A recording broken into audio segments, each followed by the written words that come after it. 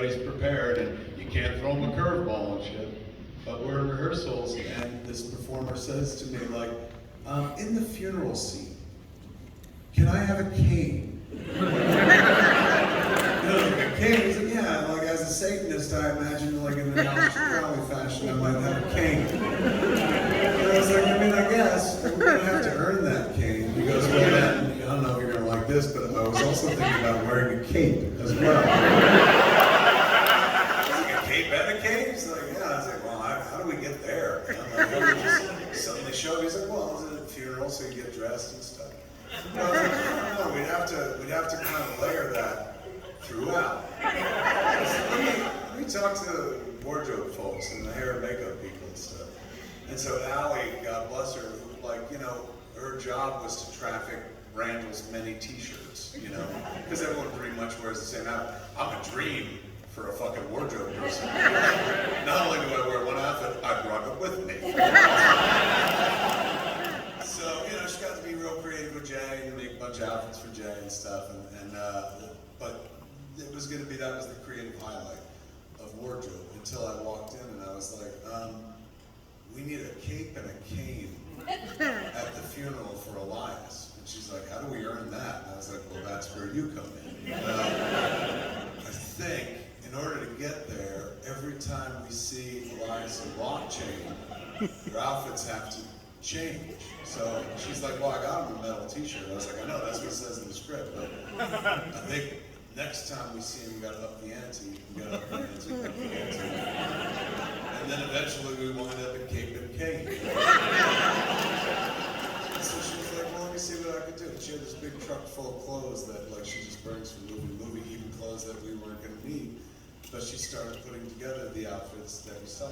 Meanwhile, the hair and makeup folks like Fiona and Angie, I was like, we're thinking about going like, you know, heavy guy liner to start.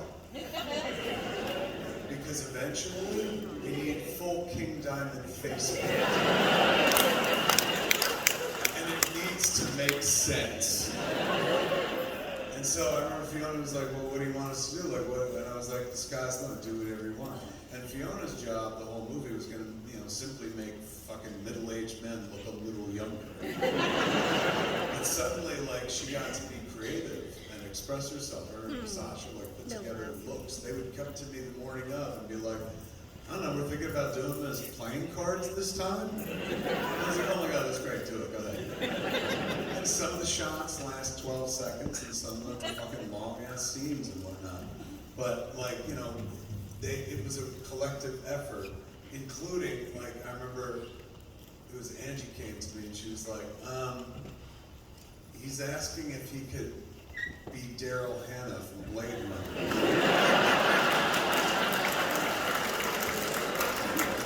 And I was like, how do we get there?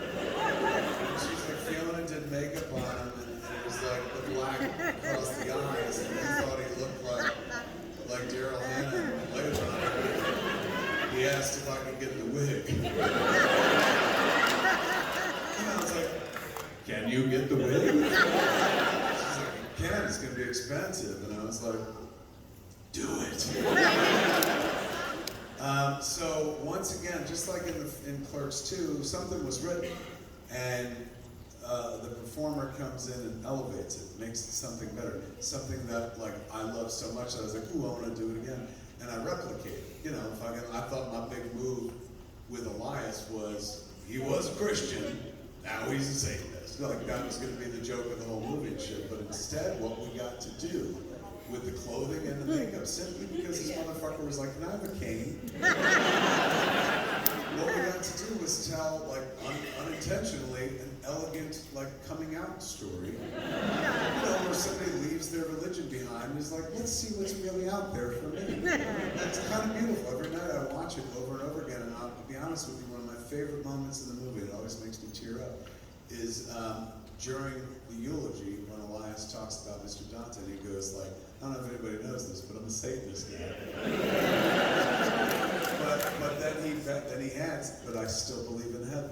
And he goes, because Mr. Dante was the best person I ever knew, I believe he's in heaven just like the good people. You know, we get a laugh out of it. But sincerity, that honesty, that like, look, I may have left that behind, but it's ingrained in who I am, and based on who that person was, I believe my friend is there, is so fucking beautiful for me to listen to every fucking night. And then when we shot that, at the end of that sequence, you know, the line is, it was very simple. Dante's Inferno?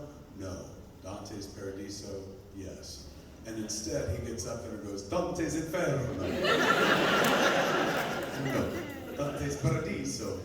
Si. Fucking everybody was dying and shit like that, man. It takes a real talented motherfucker to take the material, which, you know, to be fair, I thought I was pretty proud of to begin with, and take it beyond what I did and make it what it'll be for the rest of its fucking life, man. He made magic tonight, and he's come to join us. Give it up for Trevor Fuckman, ladies and gentlemen.